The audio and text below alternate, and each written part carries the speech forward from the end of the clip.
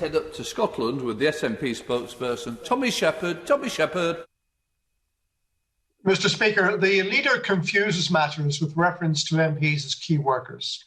Of course, our democracy cannot be compromised by COVID. Members must represent their constituents and hold the government to account. But we do not need to be in this place to do that. The leader's continual references to coming to work shows that he does not understand the distinction between work and the place of work. It seems he is unable to grasp that many members are working remotely. We should help them do that. Indeed, that is precisely what we are exhorting every other employer in the land to do.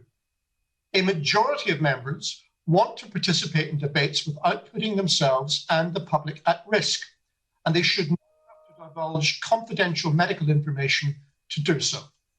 When will he listen to his own backbenchers, the Procedure Committee and the Liaison Committee, and switch the virtual technology back on? Mr. Speaker, let me turn now. Does the leader agree with the Prime Minister that devolution north of the border has been a disaster and that it was Tony Blair's biggest mistake? Does he understand the insult this is to the Scottish public? The Prime Minister may claim that he is referring to the SNP government, but that government only exists because the people of Scotland have voted for it. Not once, not twice, but 3 times. So the truth is that the Prime Minister is attacking the democratic decision of the people. Donald Trump would indeed be proud. The exposure of this level of disrespect from a British Prime Minister presents us with a grave constitutional problem. We need to have an urgent debate on devolution, not just, as I have argued for the last 6 months, to review its efficacy in the light of COVID, but to clarify whether the British government respects its own constitution. In May, the Scottish electorate will vote again. Now that the Prime Minister's contempt for devolution is clear, a great many will realise that the only way to protect the limited powers we have is to grasp the political power and capacity that comes with independence. Mr. Speaker, as I've set out before, I and the whole House have the greatest sympathy for people who are extremely clinically vulnerable and are advised not to come into work and to make provisions for them to come.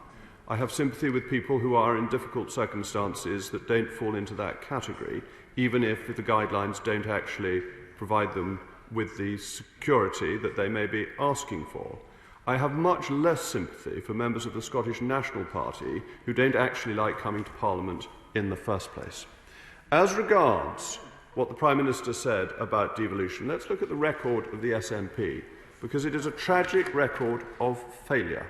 Schools were once the pride of Scotland, and schooling in Scotland has gone down under the SNP's reign. They've fallen to 15th in reading from 6th in 2000. For maths, they're 31st, 9 places lower than England, and down from 17th in 2006 and 5th in 2000. So they've failed in terms of schools. They've failed in terms of the economy. Before the pandemic began, Scotland's economy was forecast to trail the UK for the foreseeable future. They have failed in terms of policing. Crime is on the rise, and most areas of Scotland have fewer police officers on the front line since the SNP forced the police merger through. Before the crisis, the SNP was causing the NHS to suffer.